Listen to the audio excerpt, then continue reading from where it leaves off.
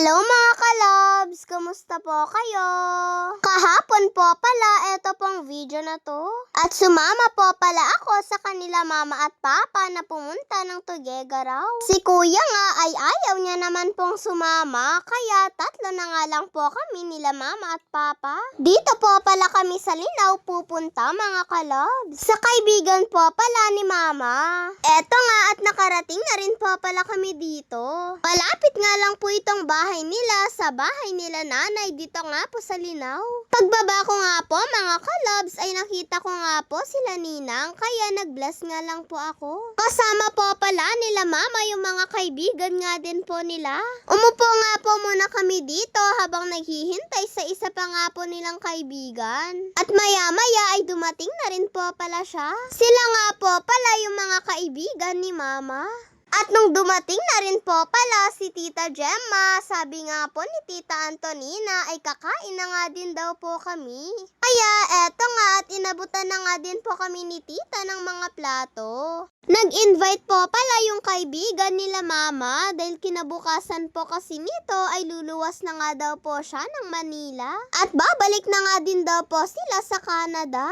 Pero bago nga po sila nagkita-kita ngayong gabi ay lumabas nga din po sila nung isang araw. Ayun na naman daw po kasi ulit sila nagsama-sama. Kaya parang mamiss nga daw po nila yung isa't isa. Matagal na din daw po kasi silang hindi nagkikita-kita. Pero si ninang ko nga po mga kalabs, minsan ay nagkikita nga din po sila ni mama.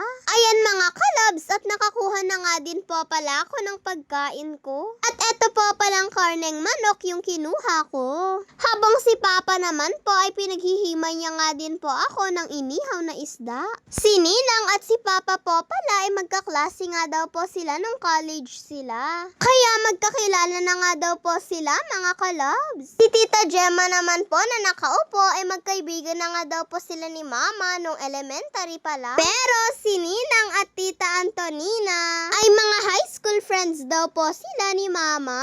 Ang galing nga lang po mga kalabs no, dahil hanggang ngayon ay hindi pa rin nga po nila nakakalimutan yung isa't isa. Sana po mga kalabs, paglaki ko ay makatagpo nga din po ako ng mga kaibigan na katulad nila. Ayan nga at sabay-sabay na nga din po pala silang kumakain. Pagpasensyahan nyo na nga po kung against the light yung kuha ko nga po sa video nila. Habang nag-iinuman po pala sila mama, ay kami naman po ni papa dito ay naglalaro nga po muna ng cellphone. Ladies drink lang din naman daw po yung iniinom nila mama. At pati nga po si papa ay umiinom din po pala. Pero hindi naman daw po yung nakakalasing mga kalab. Sobrang haba nga po ng usapan nilang mga magkakaibigan. Tapos ayan nga at napakanta pa nga po sila mga kalabs. At tawa nga din po sila ng tawa.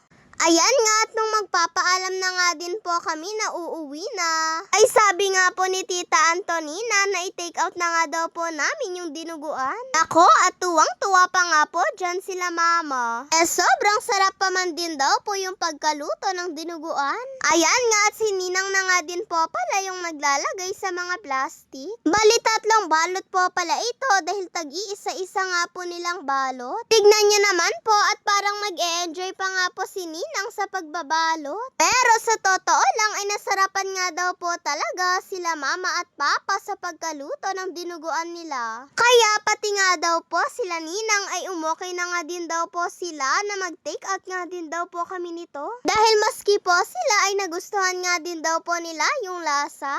Eto nga daw po kasi yung pinangpulutan nila nung nag-shot sila Natatawa nga din daw po si mama dahil tumutunog na nga daw po yung kasirola pero ayaw pa nga daw pong bitawan. At talagang sinimot nga po yung laman nito at tinake out. Tawa pa nga po sila ng tawa mga kalabs Pero sa totoo lang ay ang saya-saya nga daw po talaga nila. Ayan nga at inaabot na nga din po ni mama yung tinake out niya kay papa para daw po ilagay na sa bag. At habang nagpapaalam po pala sila mama sa isa't isa, eto nga po ako at naghihintay sa kanila.